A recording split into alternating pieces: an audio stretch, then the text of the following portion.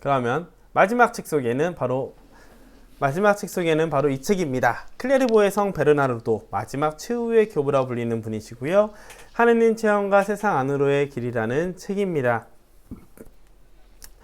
시토에 대해서 좀 알거나 서인에 대해서 좀 알면은 좀 수월하게 볼 수 있을 것 같은데, 개인적으로는 앞에 해제, 이 성인에 대한 설명과 글에 대한 설명을 보기 전에 먼저 성인의 글을 보는 걸 추천을 드립니다.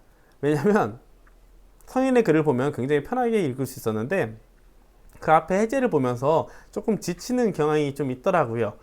하지만 그 안에서도 굉장히 좋은 내용들이 있으니 많은 분들이 읽어보시면 좋을 것 같습니다. 자, 세상을 살아가는 신앙인의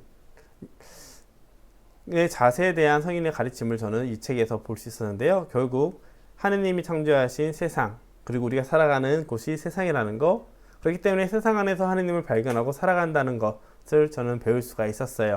특별히 성인이 썼던 글 중에서 이 말이 참 좋았습니다. 사랑의 4단계라는 건데, 처음에 사람은 누구나 나를 위해서 나를 사랑합니다. 내가 잘 되기 위해서 나를 보듬어주고 성장하기 위해서 위로를 하고 나를 정말 사랑할 수 있겠죠.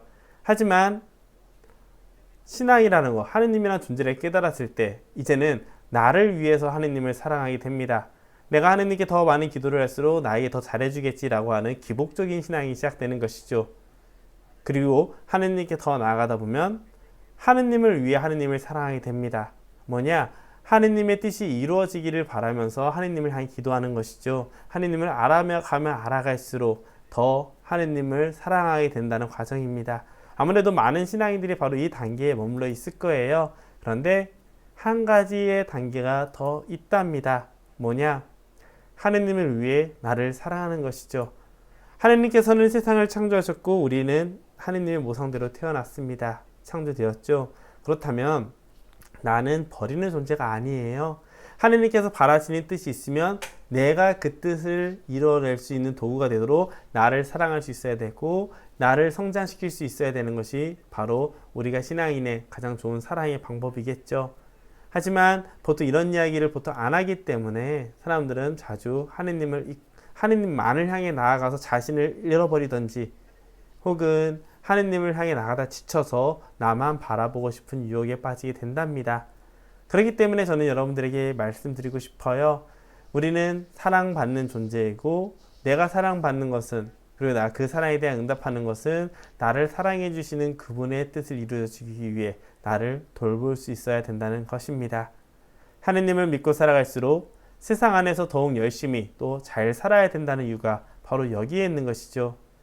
그렇기 때문에 우리는 결국 관상이라는 단계, 하느님을 마주보고 하느님의 마음을 온전히 느끼는 그 단계에 가게 되면은 단순히 나만을 보는 것이 아니라 사랑이라는 단어로 세상을 살아가는 단계로 바뀌게 됩니다. 나만 보고 나만 살아가는 것이 아니라 하느님을 바라보며 그 사랑을 내 주변에 전해주는 것. 아무래도 제가 무언가를 더 많은 결실을 맺기 시작하면 더 많은 것을 나눠줄 수 있겠죠.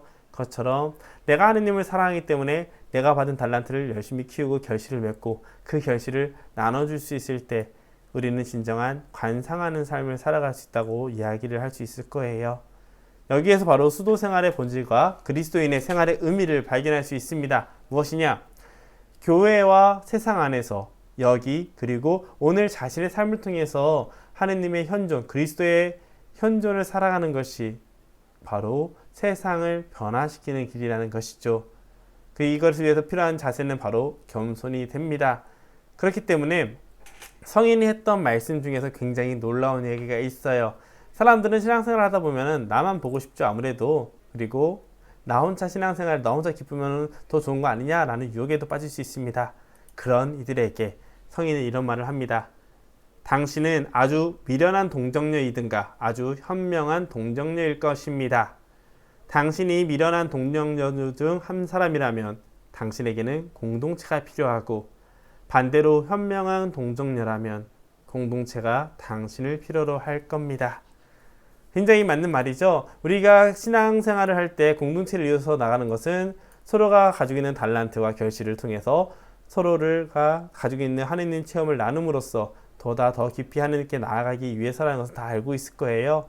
그런데 내가 느낀 사랑을 나만 갖겠다고 한다면 그것은 하느님이 바라시는 걸까요? 반대로 내가 사랑을 제대로 모르는데 공동체 안에서 사람들에게 사랑을 알려준다고 한다면 그것도 잘못된 것일 겁니다. 그렇기 때문에 신앙인에게는 반드시 공동체가 필요합니다. 하느님을 체험할수록 다른 사람들을 더 하느님께로 이끌어 주려고 노력을 해야 되고요. 하느님을 모를수록 현명한 이들, 이미 하느님을 체험한 이들의 지도를 받아야 합니다.